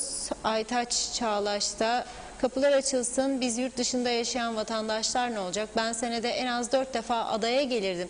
Eylül'den beri gelemiyorum. 2 haftalığına işlerimi halletmek için geleceğim. 10 gün karantinada bekleyeceğim. İş mi bu? Ne yapıp ettim? Acilen aşımı da oldum. Hala bekliyorum. Bir açılım olsun da gelelim. Benim gibi kaç kişi var? Karantina kalksın da gelelim diyen. Bir hastalık var, kabul ediyoruz ama açsınlar artık. Yaz mevsimini kaçırıyoruz demiş. Sema Akbenlican harika bir parça. Mutlu yayınlar. Devamını bekleriz diyor. Hüseyin Koltan ağzınıza yüreğinize sağlık, saygı sevgilerimle sağlıklı günler diliyor. Şarkı için teşekkür ediyor. Sema Akbenlican yine yazmış. Reşat Bey, çocuklar arı vız vızı özledi. Çalsanıza çocuklar sevinse, teşekkür ederim demiş. Evet, Nihat Oflazoğlu, bir insanın ölme olasılığı kalpten %35, kanserden %20, beyin kanaması %15, böbrek %15, şeker %14, trafik kazası %0.98, Covid binde 2 demiş. Hasan Hüseyin, Reşat Bey nasılsınız? Bayramda yasak var mı yok mu diye soruyor. Salih Mullalı, halbuki yapacak çok iyi iş yapacak kaliteli insanlarımız var ama önleri kesiliyor ve görev alamıyorlar demiş. Necdet Mavi Gözlü, hükümet özel sektördeki insanları da kamuya alsın, bütün dertler kesin son bulur diyor. Evet, bakıyorum mesajlara. Evet, telefon bağlantımıza. Evet, bağlantımızı yapalım. Sonrasında devam ederiz. Merhabalar. Merhaba. Hoş geldiniz programımıza. Hoş bulduk. Teşekkür ederim. İyi yayınlar. Evet, Kubilay Bey merhaba. Merhaba Reşat Bey. Evet, bir grev kararı aldınız. Evet, bugün. O grev kararına da kurum yönetim kurulu başkanı açıklama yaptı. Yasal değil dedi. 4 gün önceden alınması lazımdır diyor. Başvurulmalıdır diyor. Yasal değildir, önlem alacağız diyor. Niye önce kısaca, ama çok vaktimiz yok. Niye grev kararı yapıyorsunuz? Kurum yönetim kurulu emekli bir askerdir. Biz aradan sendikacılık yapıyoruz. Bize işimizi öğretmesin lütfen. O işine baksın. Biz genel grev dedik. Bunu bir yere not düşüyorum. Genel grev kararımızı da ilgili bakanlığa bildirdik. Herkes bu ülkede işini yapacak. Birinci madde. Ekonomi ve Enerji Bakanı Erhan Arıklı bakanlık koltuğuna otururken şunu söyledi. Elektriği ucuzlatacağız. 3 gün önce elektriğe %15-20 civarında zam yapacağız diyor. Bir kere Ersen bu toplumun son yıllarda ne kadar acı çektiğini çok iyi bilen bir örgüttür. Çünkü biz de bu toplumun bir örgütüyüz. 2. Ambarlarımız bomboş. Mesela sayaç yok, kaplo yok, araç gereç yok, malzeme yok. Net konuşuyorum. Biraz önce hakem kurulundan Müsteşar Çelebi Bey geldi. Ona da bütün yazışmalarımızı verdik. Karşı tarafa geçti. Ama ne ilginçti? Turan Bey ısrarla sendikanın yok imza olayı yok, sendikalar mukayede bir kere. Turan Bey bu sendikanın bir üyesi değil, Kıbrıs Türk Elektrik Kurumu'nu yönetmekle görevli. Ekonomi ve Enerji Bakanlığı tarafından, Bakanlar Kurulu tarafından atanan bir bürokrattır. O işini yapacak, biz işimizi yapacağız. Araç gerecimiz yok, kaplo yok, sayaç yok, güvenlik malzemesi yok. O diyor basın toplantısına 10.000 saat var elimizde diyor. İspatlasın bana ispatlasın, bizim ambarlarda ambar eminlerimiz var. Ben bugün bu görevi bırakarım. Peki sizin bu yolsuzluk iddialarıyla ilgili araştırma yapıyor dedi Sayın Bakan. Onunla ilgisi var mı bu eylemin, yoksa hiç o Ben size şunu söylüyorum. Yolsuzluklar konusunda altını 100 kez çiziyorum. Atılacak olan her ciddi adımda bunların yanında olacağız. Ancak biz Erhan Arıklı'da ciddiyet görmedik. Erhan Arıklı'nın bir görevi var. Kırk'taki yabancı sermaye satmak. Polis orada, mahkeme orada, savcılık orada. Buyursun. Tamamen bir algı operasyonudur. Bizim sendikamız geçmişte de şimdi de yolsuzlukların üzerine ciddiyetle giden her yönetim kurulu üyesi, her bakanlığa destek vermiştir, vermeye de devam edecektir. Şunu söyleyeyim ben, kirli eller yolsuzlukla mücadele edemez. Peki şunu sorayım. Siz şimdi bu genel grev kararında ısrarlı mısınız bu akşam? Israrlıyız tabii. Bu genel grev çerçevesinde elektriklerin kesilme olasılığı var mı? Şunu söyleyeyim Reşat abi, halkı mağdur edecek tek bir hareketimiz olmayacak. Bu ülkeyi bu hale getiren, siz de biliyorsunuz, 1980'lerden beridir. Bu ülkeyi bu hale getiren yönetenler, hükümetler, her kimse ve bugünkü mevcut hükümet bu eylemin, bu grevin bedelini çok ağır ödeyecektir. Ama diyorsunuz halk mağdur olma, yani halkın elektriği kesilmeyecek. Samimiyetle konuşuyorum ve bir de bilgi vereyim size. Halkın Bir de elektriği... bilgi vereyim, kesinlikle. Bir de bilgi vereyim size. Bugün yaz mesaisine girdik, öyle mi? Evet. Siz biliyor musunuz ki binlerce vatandaşın elektriği kesiktir bugün ve sendikayı arıyorlar. Söyledim ben sabahleyin elektrikler Yazıktır, hiç ihbarsız günahtır. kesildi de. Evet. Yazıktır, günahtır. Bu topluma da yazıktır.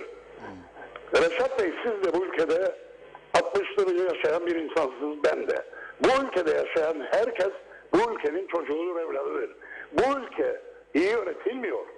Covid sürecini yaşadık. Elektrikli yaşananları biliyoruz. Biz diyoruz ki bu kurum iyi yönetilirse yatırımları hayda hayda yapar. 2018 yılında ben yönetime geldiğimde arkadaşlarımla birlikte devletle, hükümetle, Hasan Bey'le, Hasan Taço'yla bir protokol imzaladık. Şunu dedik, bu ülkeye yatırım yapın, yatırım yapın, gidişat iyi değil. Erhan Arıklı geldikten sonra bırakın yatırım, sayaç ihalesi iptal. Yakıt ihalesinde inanılmaz karanlık ilişkiler var. Bunu ben söylemiyorum. Bugün Salih Şahiner denen bir değerli milletvekilimiz var. Ve biz de savcılığa da, Sayıştaylığa da, ombudsmanlığa da yazı yazdık. Ne ilginçtir, 2014 yılına kadar bu kurumu 50-60 milyon dolar zarara sokan tipik gibi bir kuruluşa tekrardan bu yakıt ihalesi kanunsuz, hukuksuz bir şekilde verilmeye çalışıyor. Bu da bir yolsuzluk, bu da bir hukuksuzluk. Şunu sorayım ben buradan ilgili bakana. Sayıştay raporu dediniz, onu dediniz, şunu dediniz. Ne oldu? Buyurun diyorum, buyurun. Ama bu işler ciddiyet ister. Yani söyleniyor ama iş yapılmıyor, icraat yapılmıyor diyorsunuz. Yok, kendisi yapmıyor zaten. Duydunuz mu? Yeniden Doğuş Partisi'nin kurultayı sonuçlandıktan sonra Erhan Arıklı'dan bir kelime duydunuz mu yolsuzluklarla ilgili? Duydunuzsanız söyleyin bana. Tamamen kurultayda avantaj sağlamak için ortaya attı işte yolsuzluk. Tamam, varsa buyurun yapın. Bir Sayıştay raporu var. Bir Sayıştay raporu. Tamam, buyurun. Buyurun Erhan Bey. Ama 3 tane mühendisi alacaksın, bir kenara çekeceksin. Bir müdür muavinini alacaksın, bir kenara çekeceksin. Yolsuzlukla mücadele böyle olmaz. Yolsuzlukla mücadele samimiyet ister, ciddiyet ister ve devlet aklı ister. Evet. Böyle yolsuzlukla mücadele mi olur? Peki, çok teşekkür ediyoruz. Ben teşekkür Siz ederim. diyorsunuz ki eylem devam edecek, yapılacak grev. Ama halk mağdur edilmeyecek diyorsunuz. Zaten halk mağdur zaten. Peki. Reşat abi, zaten bu halk mağdur. Ezilen bu toplumdur. Evet. Siyaset Peki. yerlerde sürünüyor. Çok teşekkür ediyoruz. Ben İyi teşekkür akşamlar. ederim. Sağ olun. Ben teşekkür ederim. Evet. Dinledik şeyde. Kubilay Özkıraç Bey. Çünkü yayındayken telefonum çaldı. Arıyordu, gördüm. Arkadaşlardan rica ettim. Şimdi bu sınır kapılarının ilk açıldığı zamanları düşünelim. Arkadaşlar da bu arada varsa Lokmacı, diğer bölgelerden Metehan görüntüler ekrana getirebilirler biz konuşurken.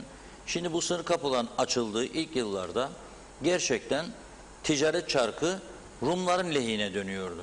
Yani daha çok biz alışveriş yapıyorduk. Biz 10 harcarsaydık onlar bu tarafta 5-6 harcarlardı. Sonra bu zaman içerisinde gelişti ve son korona öncesinde biz 10 harcarsak onlar 13, 14, 15 harcamaya başlamışlardı. Ve bu aslında bazı Rum şirketlerini, iş adamlarını da rahatsız etmeye başlamıştı. Neden? Gidiyorsunuz Türklere para veriyorsunuz. Ne alıyorlardı bizden? Akaryakıt bizde daha ucuz. Akaryakıt alıyorlardı. Ne alıyorlardı? Çok Kıbrıs Rum'un diş tedavilerini kuzeyde yaptığını duymaya başlamıştık. Deri ceketlerini, ayakkabılarını buradan almaya başladıklarını duymaya başlamıştık. Hatta kuaförlere bile gelip gidenler vardı. Bu tabii hem ekonomik açıdan önemliydi, bir yandan ekonomiye katkısı vardı. Bir taraftan da ne oluyordu? İki toplumun yakınlaşmasına katkı sağlayan bir gelişimdi. Şimdi bu kapıların yeniden açılması için herkesin üzerine düşen sorumluluğu yerine getirmesi lazım. Sadece Sayın Kudret Özersay değil, bugün Mausa inisiyatifi de bir açıklama yaptı ve şöyle diyor, bugün itibariyle diyor, Kıbrıs'ta yurttaşların hareket özgürlüğüne yönelik kısıtlamalar 438. gününe ulaştı diyor. Bir yılı aşkın süredir geçiş noktalarına kısıtlamalar nedeniyle Covid-19 pandemisiyle mücadele kapsamında bilmezliklerin çokluğundan kaynaklanmaktaydı ve geçişler olası risklerden ötürü kısıtlanmıştı. Ancak diyor, süreç içinde dünyayı etkileyen ve pandemide Kıbrıs'taki iki taraf konuyu ortaklaşa yönetemeyeceğine ikna olmuş, meseleyi ayrı ayrı yönetme yoluna gidilmişti. Liderliklerin bu tercihi kabul etmek zorunda kaldığımız bir oldu bittiyle sonuçlanmıştır diyor. Ancak pandeminin görülmesinden bugüne kadar geçen süre içinde bilim ve sağlık alanında önemli gelişmeler yaşanmıştır. PCR testleri yaygınlaşmış ve hızlı kitlerle ada genelinde bir günde 100.000 aşkın test sayısına ulaşılmıştır. Bunun yanında tedaviye çare olarak birçok aşı uluslararası onay almış ve yaygınlaşmıştır diyor. Bugün adanın güneyinde 30 yaş üstünde olan tüm yurttaşlar aşıya erişebilmektedir. Aynı şekilde adanın kuzeyinde 40 yaş üstündeki tüm yurttaşlar erişebilmektedir. Bunu belirterek Avrupa Birliği'ne de Birleşmiş Milletler'e de çağrı yapıyor. Mausa inisiyatifi açınız diyor. Benzer bir açıklama da Birleşik Kıbrıs Partisi Genel Başkanı İzzet İzcan'dan geldi. O da iki güney ve kuzey arasındaki kapıların halkın geçişlerine açılması gerekir diyor. İzcan, alınan tedbirler çerçevesinde geçiş kapılarının kapatılması Kuzey Kıbrıs ekonomisine önemli bir darbe vurdu diyor.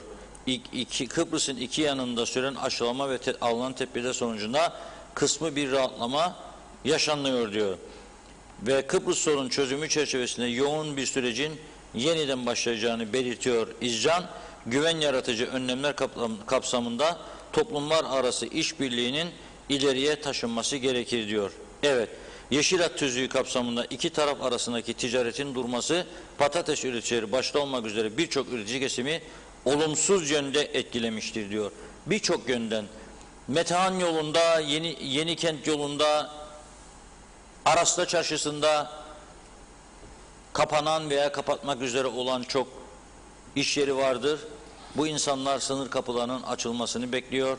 Bizler de bu sınır kapılarının açılmasının her iki toplum açısından büyük yararlar sağlayacağını söylüyoruz. Ama programın başında birkaç kez tekrarladığım gibi söylüyorum.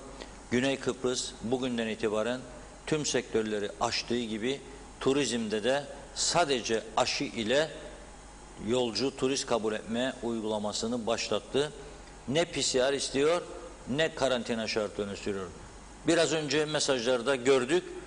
İngiltere'deki kendi insanlarımız yazıyor. Memleketimize gelmek isteriz. 2 aşımızı da yaptık diyorlar. Neden hala 70 yaşın altındaki insanlara biz burada karantina şartı koyuyoruz? Anlaşılır gibi değil. Neden? Benim vatandaşıma neden ben 70 yaşın altında karantina istiyorum? Bırak gelsin insanlar, aşı kartını göstersin. Ha biz bununla yetinmedik. Çok daha katı kurallar uygulamak istiyoruz. Bir de PCR yap kendisine. O da negatifse buyursun gelsin gitsin, evine mi gider, oteline mi gider, çalışsın, çark dönmeye başlasın artık. Yazık ve günahtır. Bu kadar geçen sürede bu ülke insanına, bu ülke ekonomisine yapılanlar yazık ve günahtır. Evet, sağlık istiyoruz, evet önlem istiyoruz ama bu sadece yasaklamalarla olacak bir iş değildir. Ve bu sokağa çıkma yasaklarının da 21 yerine biraz daha ileri saatlere alınmasında büyük fayda vardır. İlla ki bir haftayı bekleyeceğiz de karar değiştireceğiz. Yok. Kararı alırsınız. Bir gün sonra yanlış olduğunu düşünüp gelen uyarıları da değerlendirip saatini değiştirebilirsiniz. Bu herhangi bir insana, herhangi bir çevreye karşı mahcubiyet değildir. Tam tersi görev anlayışının bir gereği olur. Aldık 21 yerine gelen istekler üzerine çıkan sonuçlara bakarak biz bunu şu saatten şu saate çektik diyebilirsiniz. Yine de çok geç değildir. İnsanlar biraz iş yapmak istiyor. Bayram geliyor şimdi. Hiç olmazsa 22, 30, 23 bırakın insanlar gitsin yemeğini dışarıda yesin. Sonra sağ selim evine dönsün. Bunun yapılması hiçbir zarar getirmez. Tam tersi herkese yarar sağlar. Deyip noktalıyor muyuz burada? Noktalıyoruz Tamam. bugün. Ağzınıza Söz sağlık. sırası sizde. Ağzınıza 4 tane bir sağlık. vardı biliyorsunuz, program başına Evet. aramıştım. SMS aldıktan sonra 1. Cevap vermiyor.